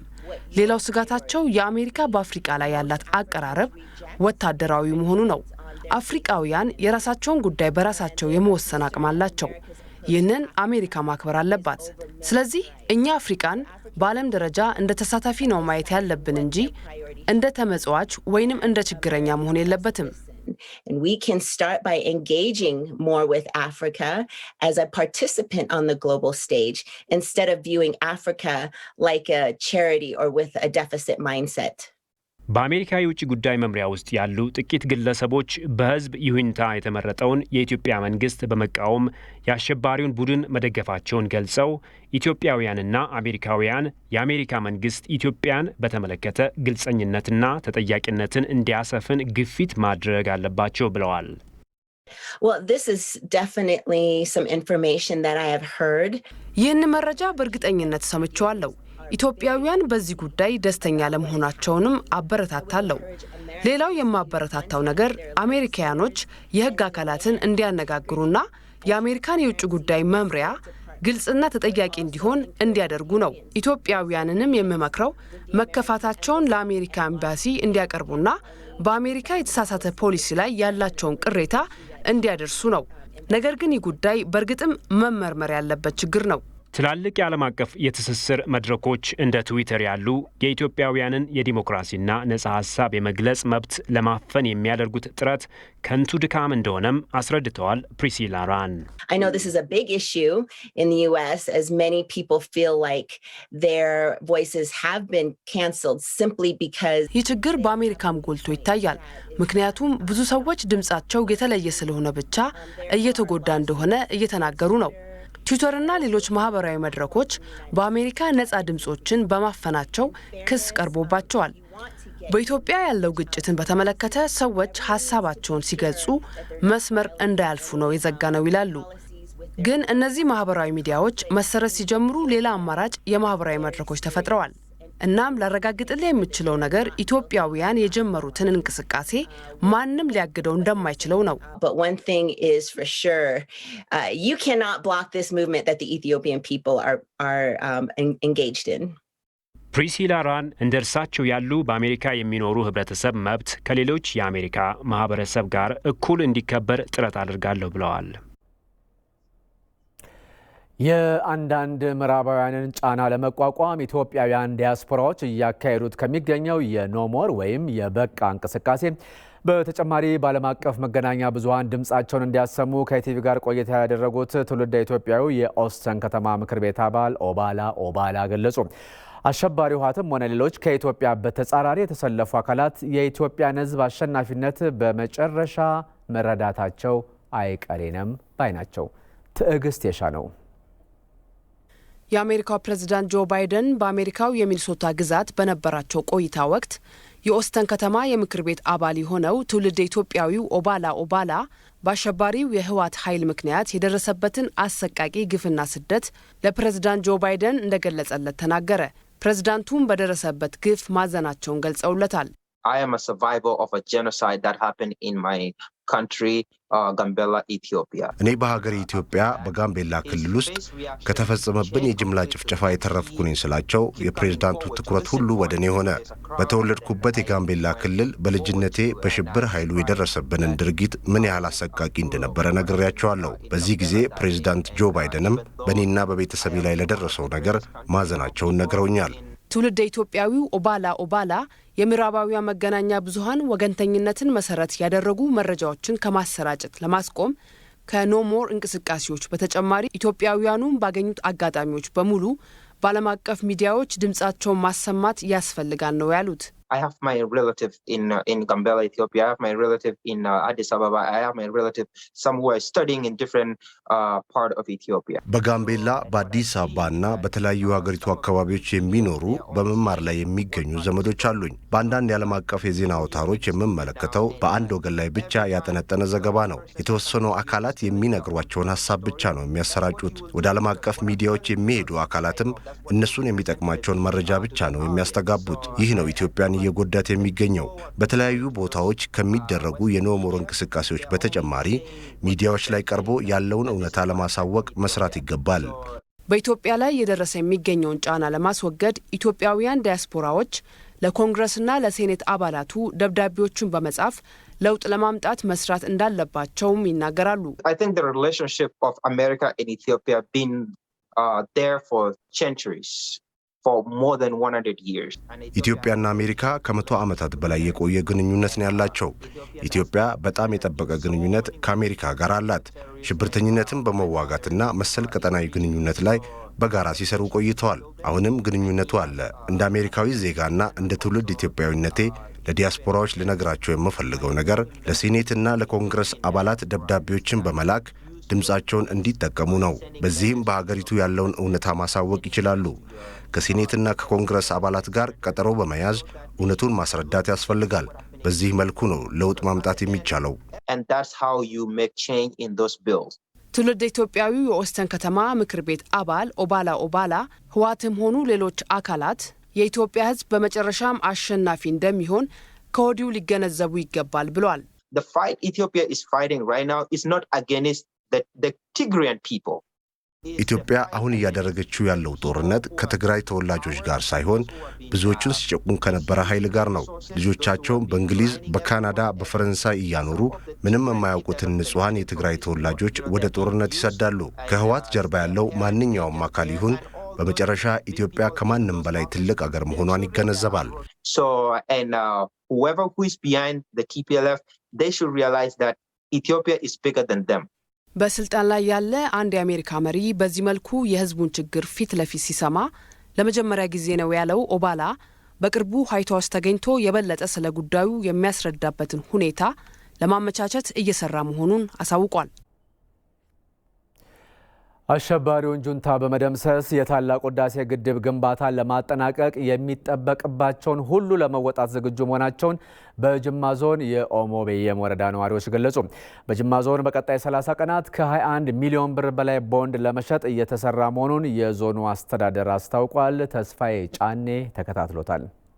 በጅማ ዞን ሁሉም ወረዳዎች ለታላቁ የኢትዮጵያ ህዳሴ ግድብ ግንባታ የቦንድ ሽያጭና የገንዘብ ልገሳ እየተካሄደ ሲሆን በ30 ቀናት ውስጥም ከ21 ሚሊዮን ብር በላይ ለመሰብሰብም ታቅዶ እየተሰራ ነው። ጠቅላይ ሚኒስትራችን በአሁኑ ሰዓት ያው የጦር ግንባር ላይ እንዳለ ይታወቃል። በሌላ በኩል ደግሞ እኛ ደግሞ ከጎኑ ሆነን ያንን የጦር ግንባር ስራ እየደገፍን በተጨማሪ ደግሞ ልማቱ እንዳይቋረጥ አባይን የመገንባቱን ስራ ለማጠናከር ሁሉም ማህበረሰብ ቦንድን እየገዛ ነው ያለው። ኢትዮጵያ ህዝብ በብዛት በአሁኑ ሰዓት እንደሚታወቀው ከኋላ ቀርነት ለማውጣት ከፍተኛ እንትን ስላለ እኔም በዚህ መሰረት የውሃ ግንባታው ተፋጥሮ ህብረተሰቡ ከጨለማ ውስጥ እንዲወጣ ከፍተኛ ስራ እየተሰራ ባለበት ሰዓት የሚሰራ ስለሆነ የቦንድ ግዢው ቀጣይነት ባለው መልክ እንዲከናወን ጥሪም እያቀረብኩ እኔም በበኩሌ በስታ ይሰማኛል። ለታላቁ የኢትዮጵያ ህዳሴ ግድብ መጠናቀቅ የሚጠበቅብን ሁሉ እንወጣለን ያሉት በጅማ ዞን የኦሞ ቤየም ወረዳ ነዋሪዎች ውስጣዊና ውጫዊ የኢትዮጵያ ጠላቶችን በመደምሰስ የታላቁ ህዳሴ ግድብ ግንባታን ለማጠናቀቅ ቦንድ እየገዙ መሆናቸውንም አስረድተዋል። ነዋሪዎቹ ታላቁ የኢትዮጵያ ህዳሴ ግድብ እስከሚጠናቀቅ ድረስ ድጋፋቸውን በማጠናከር ሀገራዊ ኃላፊነታቸውን ለመወጣት ዝግጁ መሆናቸውንም አስረድተዋል። ቦንዲ ከና ጥቂዳን አማ ሀሩምሲ ጉዲቻ አባ ግድቡ እስኪጠናቀቅ ድረስ ያለንን ሁሉ ሽጠን በቆራጥነት ቦንድ እንገዛለን። እስከ መጨረሻው ድረስ በቦንድ ግዥም በድጋፍም ለመሳተፍ ዝግጁ ነን። ሌላው ህብረተሰብም እስከ መጨረሻው አጠናክሮ መቀጠል አለበት። ሀገር ፊቷን ወደ ጦር አዙራ ባለችበት ሰዓት ላይ የተለያዩ የውጭና የውስጥ ጠላቶች ሀገር ላይ በዘመቱበት ሰዓት ይህንን ቦንድ ለመግዛት እዚህ ጋር በመገኘቴ በጣም ከፍተኛ ደስታ ተሰምቶኝ ነው ያለው። በዚህም ታሪካዊ ማህበረሰብና ታሪካዊ ህብረተሰብ ከገነባው ከሚሰራው ስራ ውስጥ አንድ ባለድርሻ ሆኜ በመገኘቴ በጣም ደስ ብሎኛል። የኦሞ ቤም ወረዳ አስተዳዳሪ አቶ አሚን ሸከሊፋ እንዳሉት ነዋሪዎቹ ለጀግናው የሀገር መከላከያ ሰራዊት እያደረጉት ካለው ድጋፍ ጎን ለጎን የታላቁ ህዳሴ ግድብ ግንባታን ለማጠናቀቅ የተጀመረውን ድጋፍ አጠናክረው እንደሚቀጥሉም ተናግረዋል። ዲኒ ዮሐመም አላኬሳ ሚሶመራን አቡ አፍራፍዩ ማንያና ከኛሞ የውጭና የውስጥ ጠላቶች ከልማት ስራችን ሊያደናቅፉን ቢጥሩም የህዳሴ ግድብና ለመከላከያ ድጋፍ ከማድረግ አልተቆጠብንም። በወረዳ ደረጃ 1 ሚሊዮን ብር ለመሰብሰብ አቅደን በዛሬው ዕለትም 700,000 ብር አሰባስበናል። ወደፊትም 1.5 ሚሊዮን ብር ለመሰብሰብ እቅዳለን። የጅማ ዞን አስተዳዳሪ አቶ ትጃኒ ናስር በበኩላቸው ኢትዮጵያውያን በራሳችን ሀብትና በራሳችን ጉልበት የገነባነውን ታላቁን የኢትዮጵያ ህዳሴ ግድብ በማጠናቀቅ የህዝባችንን ተጠቃሚነት ለማረጋገጥ እየተሰራ መሆኑን ገልጸው በጅማ ዞን በሚቀጥሉት 30 ቀናት ለታላቁ የኢትዮጵያ ህዳሴ ግድብ በቦንድ ሽያጭና ልገሳ ከ21 ሚሊዮን ብር በላይ ለመሰብሰብ እየተሰራ መሆኑንም ተናግረዋል። ሰላማችን እያስከበርን ድንበራችን እያስከበርን ደግሞ ልማታችን ማስቀጠል አለብን ብሎ የኦሞ ቤየም ጀግናው ዛሬ ቦንድ አርሶ አደሩ የመንግስት ሰራተኛው ወጣቱም ሴቱ እንደ ጅማ ዞን እቅዳችን 21 ሚሊዮን ነው። ከዛ ውስጥ ደግሞ የህዝብ ንቅናቄ በመፍጠር የልማት ቡድኑን በማንቀሳቀስ ዛሬ እንደምታወቀው በ700,000 ብር የኦሞ ቤየም ቦንድ በመግዛት ላይ ስለሚገኝ በዚህ አጋጣሚ በራሴና በጅማ ህዝብ ስም ላቅ ያለ መስጋናና ክብር ይገባቸዋል። ዘገባው የጅማ ዞን ኮሙኒኬሽን ነው። የኑሮ ውድነትና የዋጋ ንረትን ለማረጋጋት በአዲስ አበባ ከተማ የተጀመረው የእሁድ ገበያ የታለመለትን ዓላማ እያበረከተ መሆኑ ተገለጸ። በኮልፌ ቀራኒዮ ክፍለ ከተማ የመጀመሪያው የእሁድ ገበያ አየር ጤና አካባቢ ተጀምሯል። መሐመድ ራህመቶ ተከታትሎታል።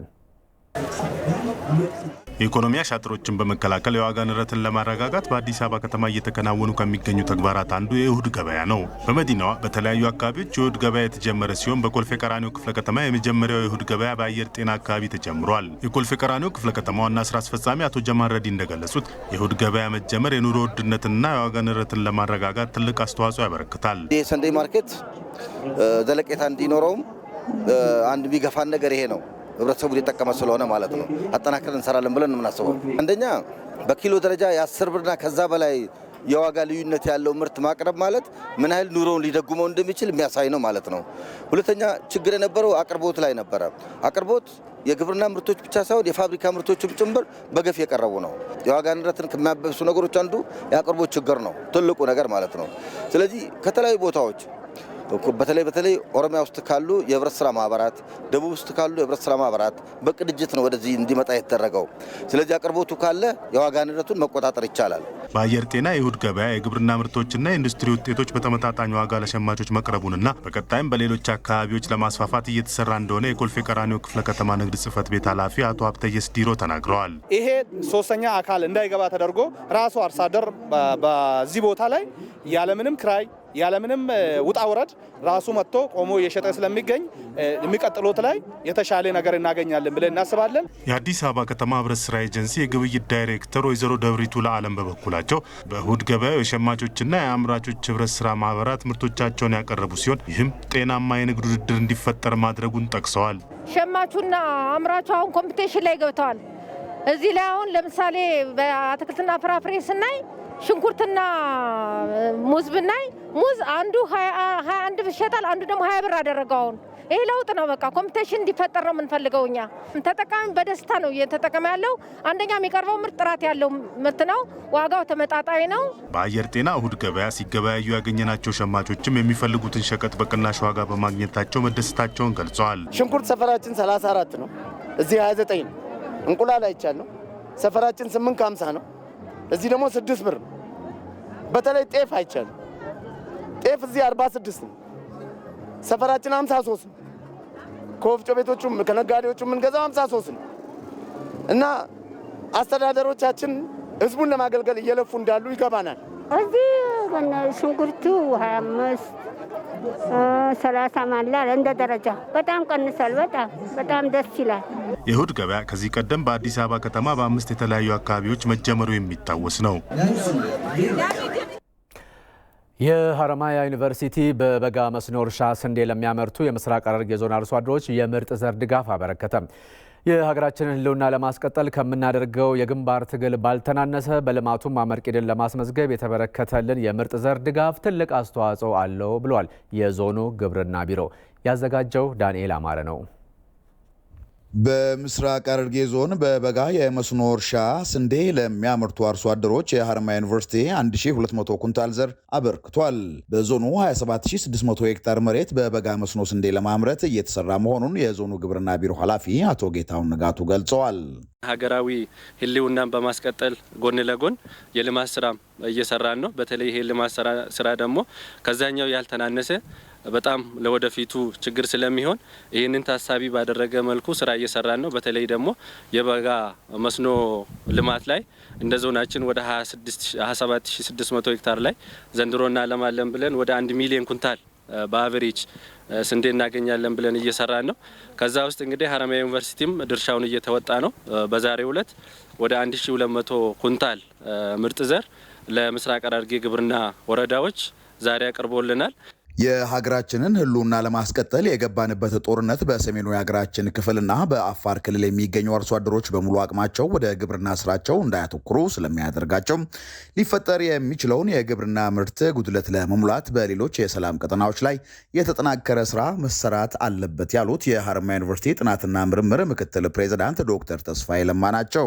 የአማራ ክልል ያሉት ገበሬዎች፣ አፋር ክልል ያሉት ገበሬዎች፣ ትግራይ ክልልም ያሉት ገበሬዎች የእርሻ ስራቸውን በሚገባ መስራት ስላልቻሉ እንግዲህ ይሄም ሌላ የምግብ እጥረት ችግር ሊፈጥር ይችላል ማለት ነው።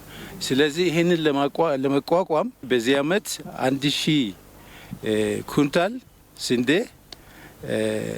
ለምግብ የሚሆን ምርት ለማምረት ግሬን ፕሮዳክሽን ነው። ለዛ የሚሆን ሀረማያ ዩኒቨርሲቲ በራሱ ባጀት ገዝቶ አቅርቧል። በዞኑ 2 ወረዳዎች እስከ 200 ሄክታር በሚደርስ መሬት ላይ ከሀረማያ ዩኒቨርሲቲ በተገኘ የምርጥ ዘር ድጋፍ የስንዴ ምርጥ ዘር ብዜት ለማከናወን የቅድመ ዝግጅት ስራ መጠናቀቁን የገለጹት የዞኑ ግብርና ቢሮ ኃላፊ አቶ ጌታሁን ንጋቱም ይህም በሚቀጥለው ዓመት የዘር ክፍተት እንዳይኖር ትልቅ አቅም ይሆነናል ብለዋል።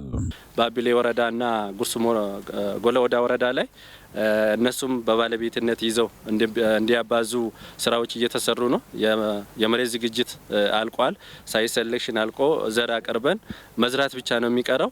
በምስራቅ ሐረርጌ ዞን በበጋ ስንዴ እርሻ ልማት በአማካይ 1 ሚሊዮን ኩንታል ምርት ለማግኘት እየተሰራ መሆኑን የዞኑ ግብርና ቢሮ አስታውቋል።